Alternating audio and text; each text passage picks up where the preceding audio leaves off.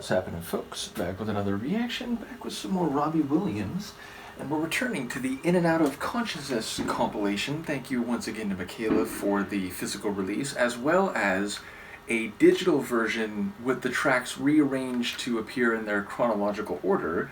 And in that regard, the next tune is No Regrets.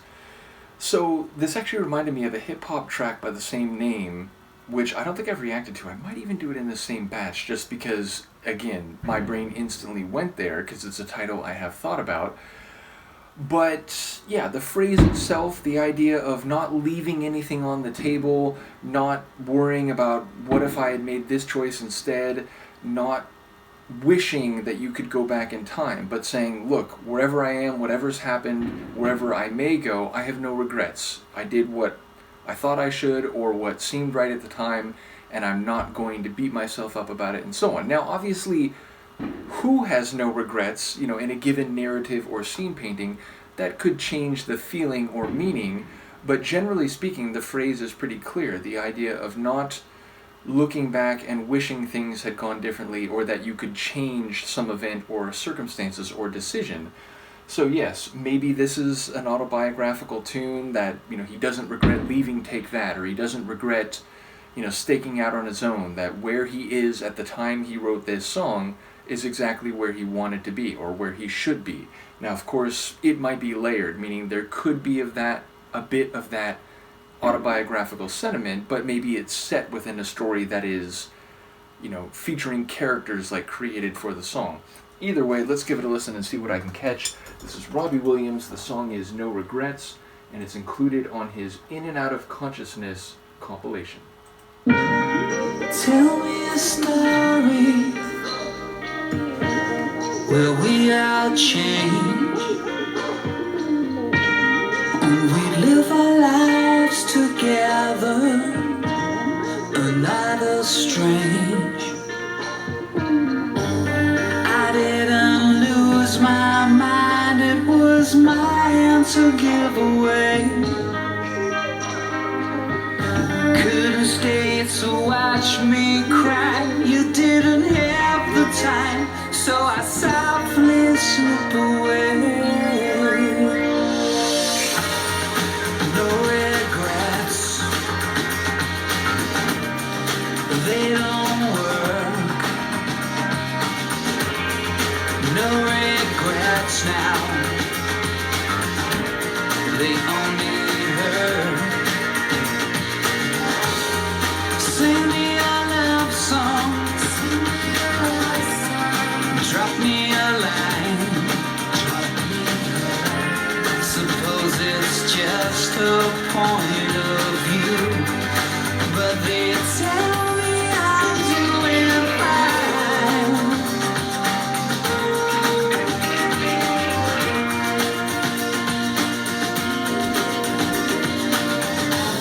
I know from the outside we look good for each other. Felt things were going wrong when you didn't like my mother. I don't want to hate, but that's all you've left me with. A bitter aftertaste and a fantasy of how we all could live. No regrets.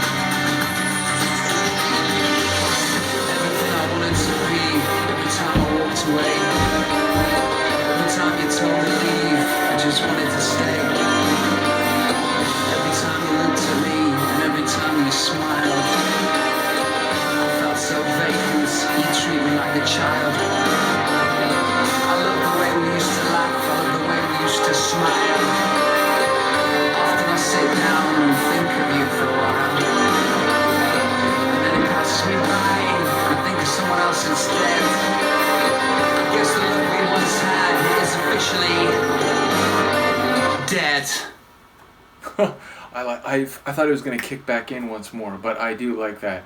Okay, so I think reading the lines literally, it sounds like it's about an ex-girlfriend, someone who he had a good time with, and it does sound like on some level he's saying, hey, we had a blast, I remember those times, I don't have any regrets, but it also sounds like he's saying, you know, those days are gone, and he's not going to look back and lament and man, I regret that and so on. And indeed, he's saying like regrets don't work. They just kind of make you feel bad, and I think there is a wisdom to that.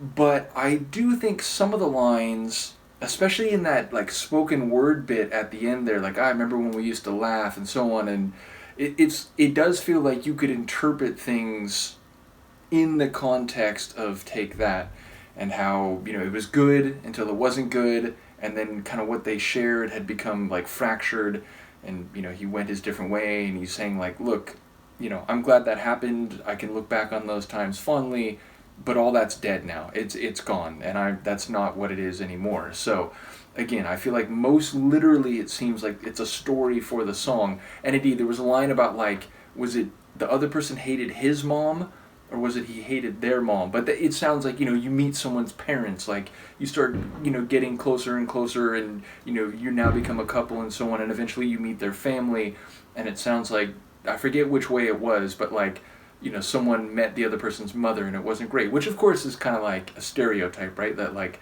a mother-in-law is someone that you have to deal with and who may not approve of you, or at the very least who might be sort of critical of you and so on. So it feels like reading it directly, it's like, you know, a story, and who knows, maybe that's even autobiographical. Maybe it could be about, you know, an ex he had, and even if, you know, liberties are being taken and he's, you know, crafting it like a story of characters in the song. But again, some of the lines at the very least, especially that spoken word part at the end, feel like it's not hard to see how it might be autobiographical in relation to his time with Take That. But yes, either way, I love the sonics.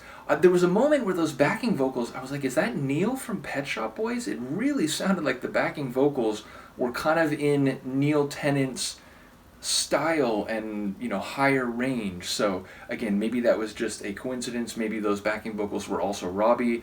But yeah, there was a moment there where I was genuinely like, wait, like, you know, did he work with the Pet Shop Boys on this one? And sonically, it's rich, it's dynamic. At times, it had a smooth flow to it. It did have some edgier guitar part, and I especially liked there was a measured transition, maybe like a little bit past halfway through, where Robbie's vocals, and I think like the emotion of it, he got more intense and a bit more fiery, and it felt like the track got a bit edgier and more forceful in that point.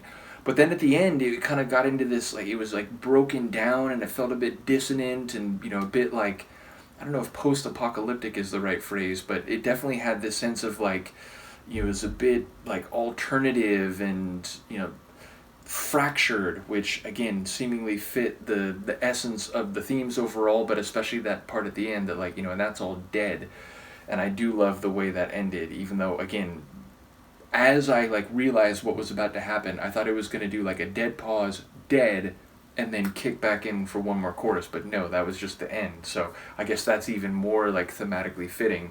But yeah, a really cool tune, and ultimately one which, it's interesting to follow his solo material, because in some ways it's like, okay, there's been a couple tracks where it's like, if there were other members of Take That singing on this, I could maybe see this, but ultimately it's been different too. And to be fair, I'm no expert on the Take That catalog, and even like the early stuff I don't think I've heard most of, or at least I've only heard in the context of their live performances, not like in this audio reaction setting. But ultimately I'm enjoying both of these like parallel or tandem parts of the larger journey. And again, thank you to Michaela for the Take That physical material, as well as the other material she sent. Thank you for the Robbie Williams material, and just sort of bringing me into this world. And also shout out to those who've been following again on my Patreon. The Take That fans have started joining a bit more, and a few of them have joined as full members. That does mean a lot to me. And shout out to Graham, who he follows some different things, most notably the Aha deep dive, but he commented on my video reaction to Take That Patience that after the initial run to Take That, he didn't really pay much attention to them for a little while, and he was actually more enthusiastically following Robbie.